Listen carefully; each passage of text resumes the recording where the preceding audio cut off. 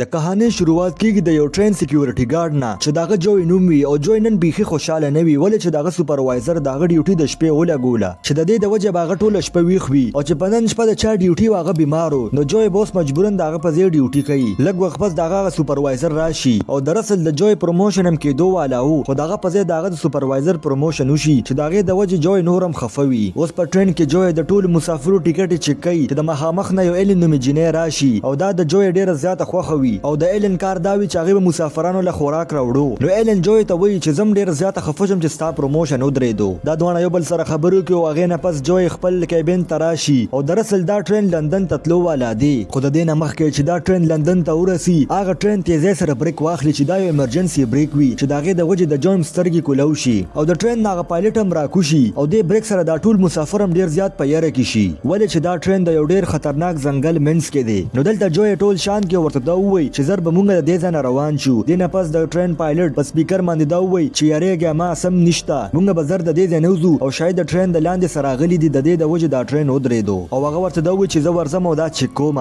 دینه پس هغه پایلټ بهر روزي او هغه سره ټورچ په لاس وي او مخکې روان وي او د دې ټرین د لاندې چک کول شروع کړي وي چې لږ مخکې هغه پوه شي چې دا ټرین ولې ودرېدو ولې چې یو ډېره غټه اوسۍ د دې ټرین په پایو کې نښتې وه نو دغه پایلټ چې دغه اوسۍ لرکولو کوشش کوي دې کې اچانک دته احساس وشي چې زما شاته څوک ولاړ دي نو هغه چې څنګه شاته وګوري نو سنوي د نه پس هغه واپس دغه اوسې دغه پایونه روباسي چې هغه څنګه شاته وګوري نو ډیر عجیب شي د طرف ته ډیر تیزه سره را روان دي چې دغه عجیب شي دغه پایلټ مړ کی او دا نه انسان دی او نه زناور د دې باره کې مونږ ته مخ کې پته لګي بل خو په ټرین کې مسافر ډیر زیات پریشان شي او هغه جوی ته وایي چې دا ټرین به کله روانيږي نو د نه پس ایلن او جوی د انجن طرف ته راشي نو هغه چې وګوري هلته هغه پایلټ نه وي او هغه انجن زې دروازم کولوي نو هغه پوه شي چې کې دي چې دغه پایلټ بهر وتی وي د نه پس جوی بهر ټورچ لګي او خو دې خو وګور خو هغه ته په نظر را نشي او جوی واپس دی مسافرو لراشي ورته دا وایي چې پایلټ په خپل کیبن کې نشته چې دا ټول مسافر دا ورونه ډیر زیات پریشان شي او هغه جوی ته وایي چې دلته به زموږ د مدد لپاره سوکران نشي او دلته باران هم شروع وي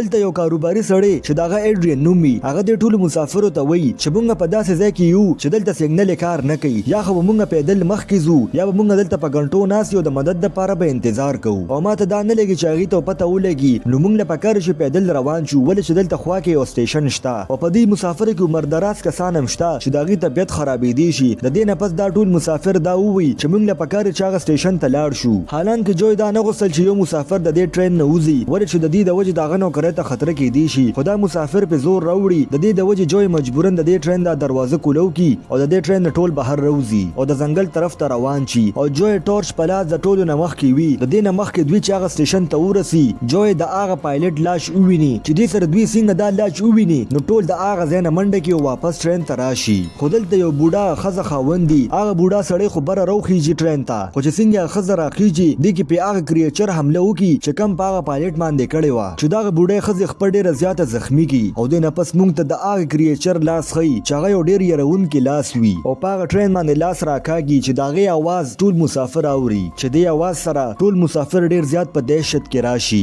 جوی واپس انجن روم ته لاړ شي هغه د مدد لپاره کال کوي خو د بل طرف نه څوک هم ولا جواب نه ورکي او هغه په دې نه پوهیږي چې اخر وګوسو خو دغه دوران کې انجن روم ته د انجینیر یو سټوډنټ راشي او هغه جوی ته وایي چې کې دی شي د دې ټرین فیول ټانک مات شوی وي یا په هغه کې څه خرابتیا راغلی وي کوم هغه صحیح کو نو کې دی شي دا ټرین روان شي دلته اوس دا ټول مسافر ډیر زیات په یاره کې وي او هغه دا وایي چې موږ په ټرین کې ناسته پکار دا کو بهر وځو خو دلته هغه بوډۍ خزه چې د کم خپل زخمی شو هغه ورته وایي چې دا کریچر ډیر زیات خطرناک دی او کوم بهر وته نو ژوندۍ به پاتې نشو دې کې موږ یو جنې وینو چې هغه ډیر زیات په یاره کې وي نو دغه جنې له یو خزه راشي او هغه ورله تسلی ورکوي چې موږ به ډیر زر د دې ځای نه وځو دې کې اچانک دوی आवाज ووري چې هغه خطرناک کریچر د ټرین د پاسه ګرځي خو دې کې اچانک د دوی په موبایل کې سیګنل راشي چې هغه جنې خپل کور ته رنګ کوي او هغه ډیر زیات په یاره کې وي خو دې کې اچانک هغه کریچر د ټرین د کړکۍ نه پاغه جنې باندې حمله وکړي او ځان طرف ته راکاږي او دې کریچر یو بل انسان هم مړ کو نو دې سره دا ټول مسافر ډیر زیات ویریږي او هغه بل کیبن ته زر راوړي او په دې ټرین کې چې کم هتیار دي دوی دا وایي چې دا به موږ ځان سره کو د خپل حفاظت لپاره او بل کیبن ته چراوړي نو دې ټول کړکۍ زر بند کی چې دا کریچر را دن نه شي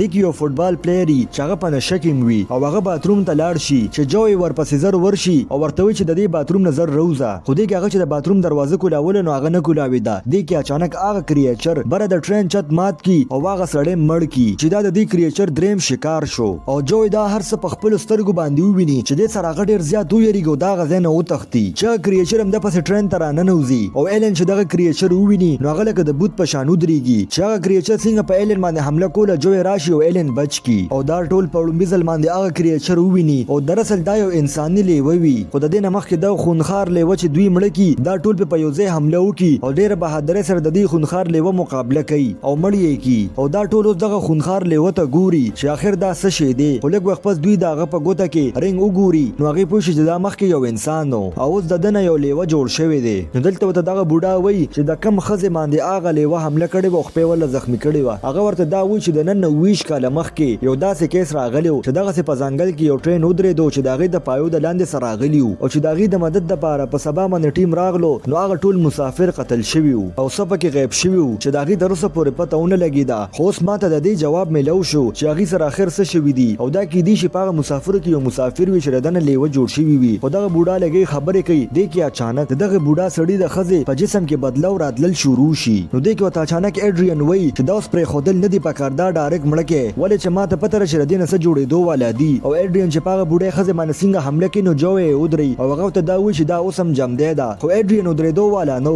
دې نه پس دغه مسافر ایډریان وتړي او هغې سره هغه بوډۍ ښځه هم وتړي دې نه پس هغه انجینیر سټوډنټ هغه دې ټولو ته وایي چې ماته پوره یقین دی چې د دې ټرین فیول ټینک یا مات شوی دی یا خراب دی او زه به لاړ شم د هغې ټیک کولو دپاره او هغه چې زه څنګه ټیک کړم نو تاسو به ډایرکټ انجن سټارټ کړئ او دا ټرین به د دې ځای نه روان کړئ نو دوی هم د ده په خبره باندې راضي شي او دې نه پس دغه انجینیر سټوډنټ د ټرین نه بهر روزي او هغه سره یو سړی هم راکوشي د هغه د حفاظت دپاره بل خوا موږ ته ایډریان ښیي چې د هغه مخې ته هغه ښځه ناسته ده ولې چې دې دواړو مخکې نه یو بل پېژندل او ایډریان دې ښځې له دوکه ورکړې وه بل خوا موږ ته هغه سټوډنټ ښیي چې هغه هغه ځای ته راورسي چې کوم ځای کې د ټرین فیول ټینک دی نو هغه هغه ځای کې هغه ټینک ټیک کول شروع کړي او بهر ورسره یو مسافر ولاړ وي چې هغه د ځنګل نه ډېر یروونکي اوازونه اوري او دې کې اچانک هغه د یو هلک اواز واوري چې هغه مسافر هغه اواز پسې ور روان شي نو دلته ورته دغه سټوډنټ وایي چې مزه خو هغه هغې باوجود هم لاړ شي دې نه پس هغه سټوډنټ د هغه فیول ټینک پایپ ټیک کړي چې دې سره د هغه ټرین انجن سټارټ شي خو دې کې هغه ته پته ولګي چې هغه مسافر هم غیب دی دې کې اچانک هغه ډېرې عجیبه خپې وویني چې دا د بل څه نه بلکې د یو دوه لیوو وي او دغه لیوه چې څنګه د ټرین د لاندې وګوري خو دغه سټوډنټ ځان پټ کړي وي چې دې سره هغې دغه سټوډنټ ونه ویني بل خوا جو یې وګوري چې د هغې د ټرین مخې ته هم لیوه ولاړ دی چې دې سره جو زر دا ټرین سټارټ کړي خو د ټرین دروازه کوله وي او اچانک یو لیوه هغه ښځه ونیسي چې ایډریان دا هر څه ویني او د خپل ځان بچ کولو دپاره هغه دغه ښځې له لته ورکړي چې هغه ښځه سره د لیوه ښکته پرېوځي خو دې کې اچانک دغه بوډا سړي ښځه هغه هم پوره په لیوه کې بدله شي او هغه چې څنګه په ایډریان باندې حمله کوي نو دې کې پیشا ته جوی راشي او هغه ښځه مړه کړي او جوی ته دا هم پته ولګي چې ایډریان یو ښځه په قصد باندې د ټرین نه خطا کړه چې دې سره جوی ډېر زیات غصه شي او هغه په ایډریان باندې حمله وکړي خو ایډریان الټه په جوی باندې زورور شي او ایډریان زر د هغه ځای نه وتښتي او بل کیبن ته لاړ شي او هغه کیبن بند کړي ولې چې هغه ته پته وه چې اوس ډېر لیوه دې کیبن ته راتلو والا دي او بل خو هغه سټوډنټ په هغه ځای کې وي چې دې کې اچانک د فیول ټینک هغه پایپ وشلېږي او د هغه ځای نه فیول روان شي